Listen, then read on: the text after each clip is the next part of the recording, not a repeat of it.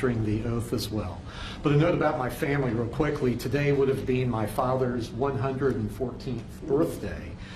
Colonel Atkins was a veteran of World War II and Korea. And yesterday would have been my late mother's birthday. So it seems altogether fitting to honor them and the example that they've set so that their son could stand here speaking to you all today. So to my friends, my family, my colleagues who've worked with me throughout my career and helped make my appointment by President Trump even possible, thank you for your work and dedication. There are many who quietly serve the nation in mostly unsung roles, and I continue to be the beneficiary of your professionalism and good judgment. So at the helm of the SEC, I can confidently say it is a new day. It's time for the SEC to end its waywardness and return to its core mission that Congress set for it: investor protection, fair, orderly, and efficient markets, and capital formation. I will work to protect investors from fraud, keep politics out of how our securities laws and regulations are applied, and advance clear rules of the road that encourage investment in our economy to the benefit of Americans. A top priority of my chairmanship will be to provide a firm regulatory foundation for digital assets.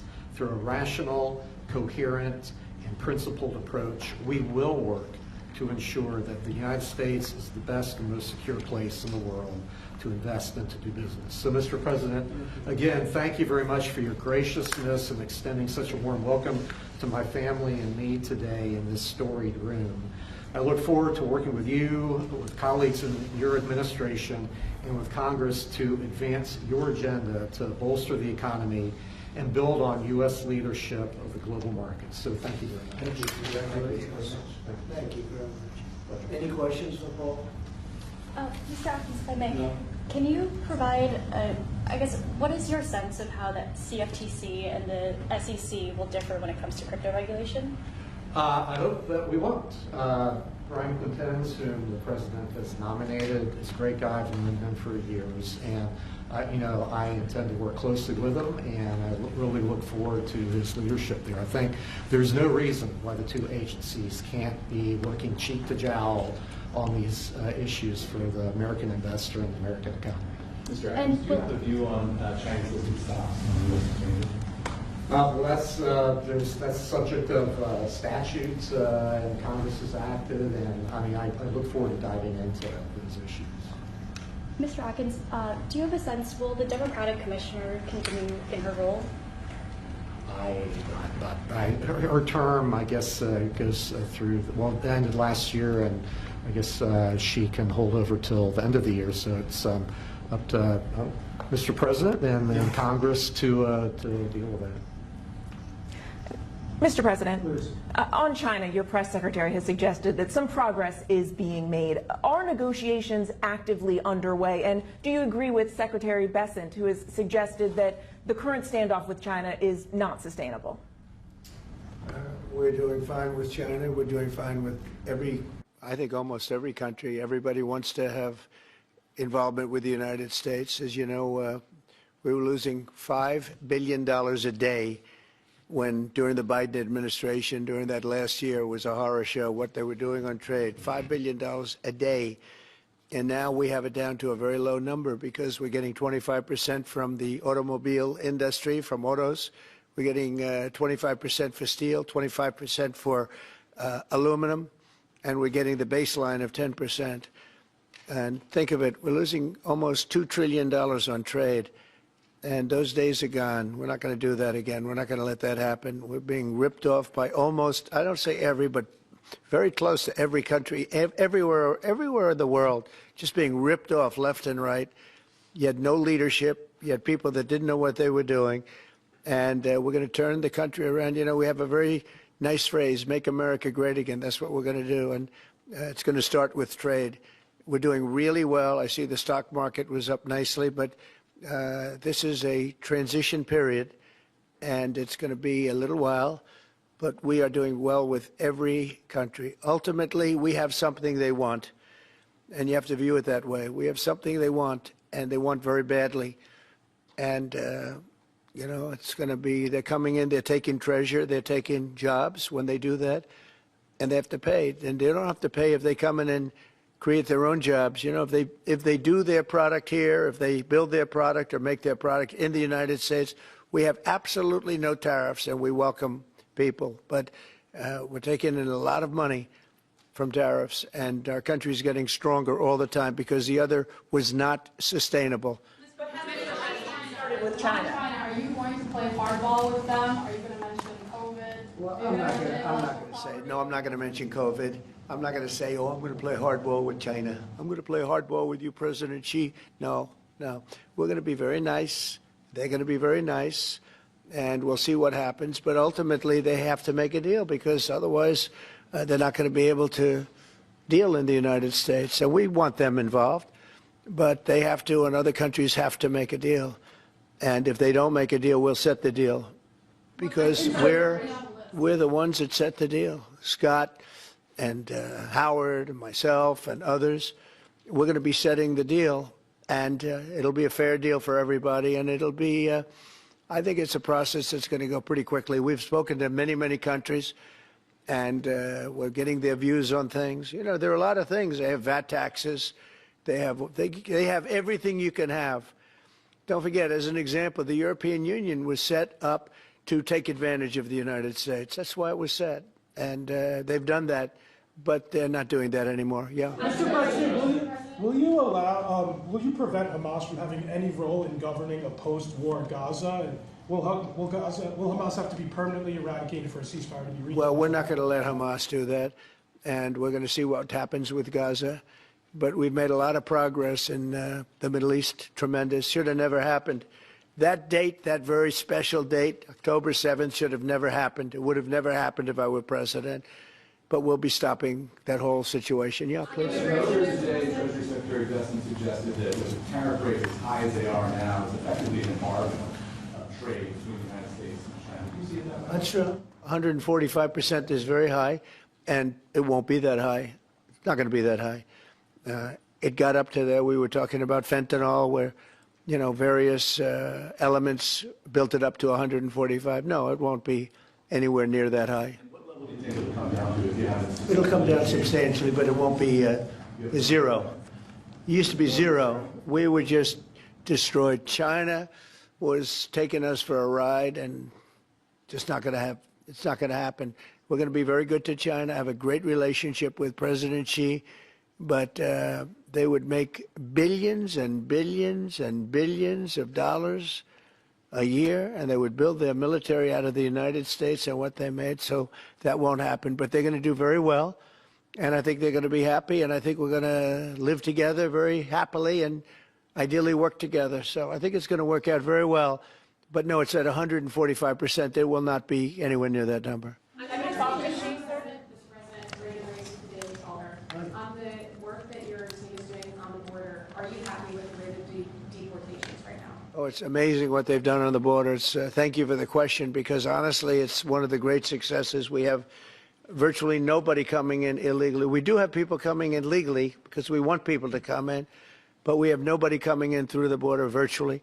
We were having hundreds of thousands of people a month come in under Biden, and they came in from prisons, they came in from mental institutions, they came in from gangs in Venezuela and other countries all over the world, not just South America.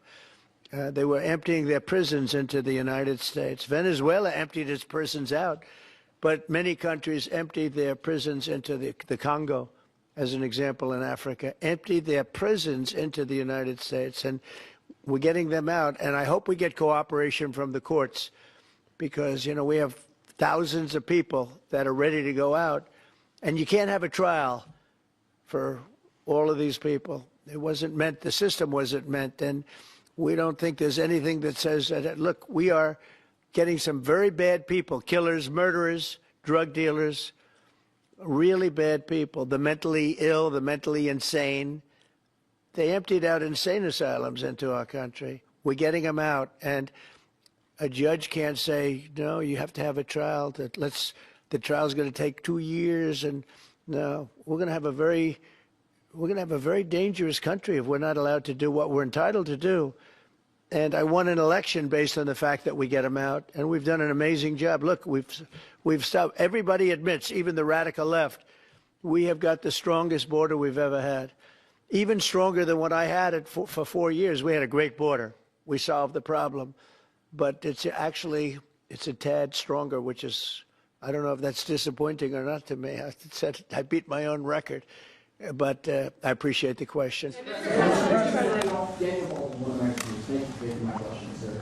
Thank you, Daniel.